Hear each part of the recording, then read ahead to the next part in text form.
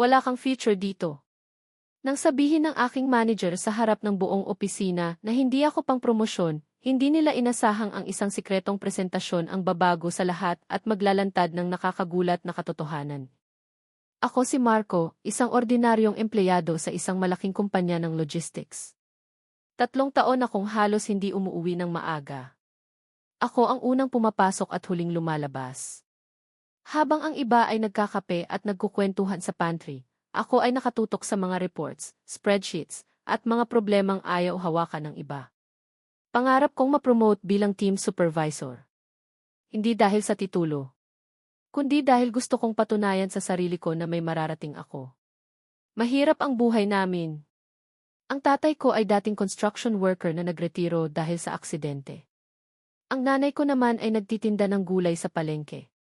Kaya bawat overtime ko ay may katumbas na gamot para sa tatay ko at pambayad ng kuryente. Naniniwala akong sapat ang sipag. Hindi ko alam na sa kumpanya, minsan hindi sapat ang sipag. Dumating ang quarterly meeting. Lahat ng empleyado ay nasa conference room. Nakaharap kami sa general manager at sa department head naming si Il Ramos. Inanunsyo nila na may isang bakanting supervisor position. Naramdaman kong bumilis ang tibok ng puso ko. Marami ang nagsabing ako ang malakas na kandidato. Biglang tumingin si Il Ramos sa akin. Ngumiti siya. Akala ko magandang balita. Pero mali ako. Marco, sabi niya. Tumayo ako. At doon nagsimula ang pinakamasakit na sandali ng karera ko. Nakikita ko ang sipag mo. Pero sa totoo lang di. Tumawa siya ng bahagya. Wala kang future bilang leader. Parang huminto ang mundo. Tahimik ang buong silid. Narinig ko ang ilang mahinang bulungan. Ano? Seryoso ba siya? Nagpatuloy siya. Magaling kang sumunod sa utos. Pero hindi ka pang management material. Pakiramdam ko ay pinagsakluban ako ng langit at lupa. Hindi ako makapagsalita. Pagkatapos ng meeting, lumapit ang ilan kong kasamahan. Grabe naman yun. Hindi mo deserve. Pero mas masakit ang sinabi ng iba. Baka tama siya. Baka hanggang staff ka lang talaga. Nang gabing iyon, umuwi akong luhaan. Halos gusto ko nang mag-resign. Sa loob ng mahigit 1 taon, may ginagawa akong lihim. Napansin ko noon na milyon-milyong piso ang nawawala sa kumpanya dahil sa maling routing system. Paulit-ulit ko itong ipinapaliwanag. Paulit-ulit din akong hindi pinapansin. Kaya nagpasya akong gumawa ng sarili kong proyekto. Pagkatapos ng trabaho, tuwing weekends, tuwing holidays, isang bagong operational tracking system.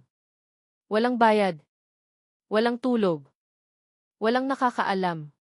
Maging ang pamilya ko ay hindi alam kung bakit lagi akong gising hanggang 2:00 ng madaling araw. 1 buwan matapos akong mapahiya, dumating ang balitang bibisita ang regional executives mula sa headquarters.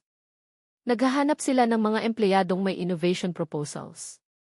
Nagulat ako nang makatanggap ng email. Napili ang proposal ko. Hindi ko alam kung paano. Hindi ko alam kung sino ang nagsumite. Pero may pagkakataon na ako. Kinabahan ako. Dahil kabilang sa audience si Il Ramos.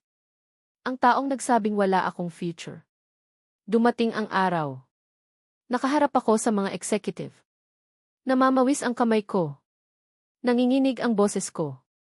Pero nagsimula ako. Ipinakita ko ang analisis. Ang mga pagkawala ng kumpanya. Ang mga inefficiencies. Ang mga solusyon.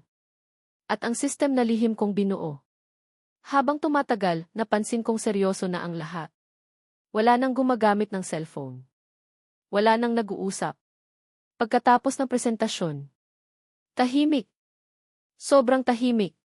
Parang walang humihinga. Pagkatapos ay tumayo ang regional director. At sinabi niya ang hindi ko malilimutan. Who created the system? Ako po. Tumingin siya sa ibang executives. Do you realize this can save the company millions every year? Nagkatinginan sila. Tumango. At nagsimula ang palakpakan. Malakas. Matagal. Paulit-ulit. Hindi ko napigilang mapaluha.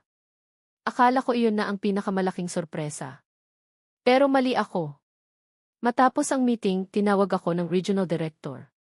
May ipinakita siyang email thread. At halos hindi ako makapaniwala. Nakita ko ang pangalan ni A. Ramos. Sa mga email, paulit-ulit niyang nire-reject ang mga proposal ko. May mga mensahe pa siyang nagsasabing, "Huwag na itong iakyat. Hindi priority. Walang potential ang project." Nabigla ako. Mas nabigla ako nang sabihin ng direktor. May anonymous employee na nag-forward ng mga proposal mo sa amin. May taong naniwala sa akin. May taong tumulong ng hindi nagpapakilala. Nagsagawa ng internal investigation. Lumabas na maraming empleyado ang nakaranas ng parehong pagharang sa kanilang mga ideya. Lumaki ang usapin. Ilang linggo matapos iyon, tinanggal si A. Ramos sa kanyang posisyon. Maraming nagulat. Marami ring hindi. Isa-isa nang nagsalita ang mga empleyadong dati ay natatakot. Isang umaga, pinatawag ako sa opisina ng regional director. Kinakabahan ako. Akala ko may problema. Pagpasok ko, umiti siya. "Marco, we have a proposal." Napaupo ako. "We are creating a new innovation department." Tumigil siya sandali. At sakang umiti. "We want you to lead it, T." Hindi ako makapagsalita. Hindi supervisor. Hindi team lead. Kundi department head.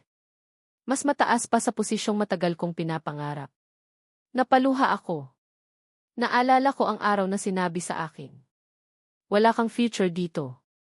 Ngayon, ang parehong kumpanya ang nagsasabing, "Kailangan ka namin." Moral lesson. Minsan, ang mga taong nagsasabing wala kang kakayahan ay hindi talaga nakikita ang iyong halaga.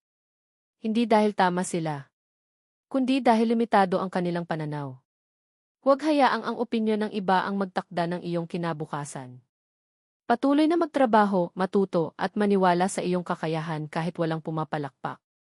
Dahil darating ang panahon na ang mga pintuang isinara ng iba ay bubuksan ng iyong sipag, integridad, at determinasyon.